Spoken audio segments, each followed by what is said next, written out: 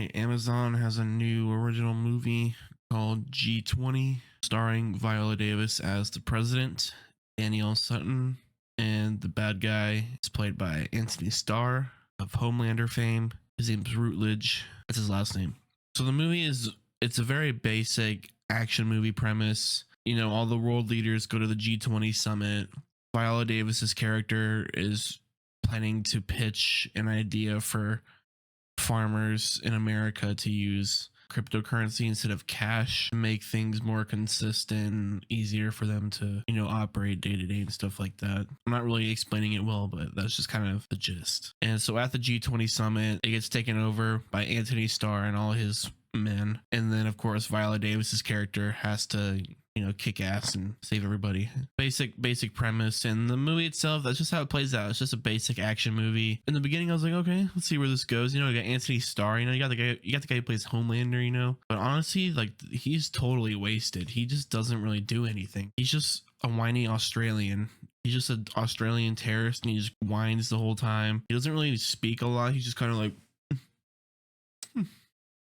and it was just really, it's like you get the guy who plays Homelander and he's just very tame. He's not very menacing. There's not really any stakes. There's a lot of just people pointing guns to, they'll be like, do this. And they'll be like, no. And then they'll point a gun at someone else in the room and they'll be like, okay.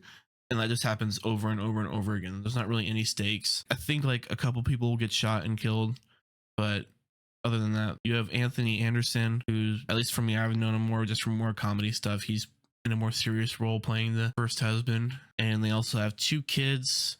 Their son, he doesn't really do much at all, honestly. He's just kind of there. And then their daughter is like a tech genius for some reason. They don't really explain that at all. They don't say that she's like some kind of tech prodigy or she's in some kind of advanced school or something like that. She just kind of on a whim is just like, oh, I'm gonna act in the mainframe and just the things she's saying, I'm just like, I'm not buying it. And it's not just because you're a kid, it's just because it's like nothing has been set up to explain why you're this smart when it comes to technology.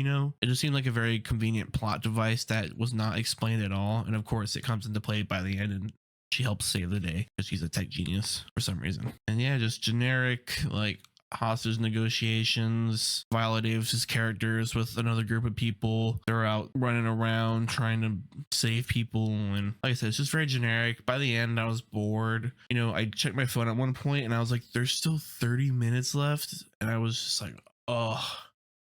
I was like looking at my phone. I was like playing Pokemon Go and stuff, which is not what you want from a movie, which sucks because you got a good cast, but it's just boring. It's directed by Patricia Riggin. I think I'm saying that right. I looked at her IMDb. She's directed Lemonade Mouth, the Disney Channel movie, Girl in Progress, and then a bunch of TV, including Jack Ryan and that show Dope Sick that came out recently. So not the best track record.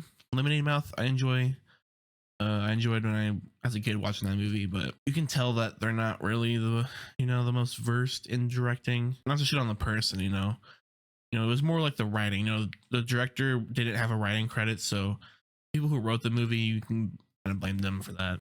They just worked with what they had. And yeah, at the end there's a twist which happens kind of out of nowhere. You weren't even really thinking about it.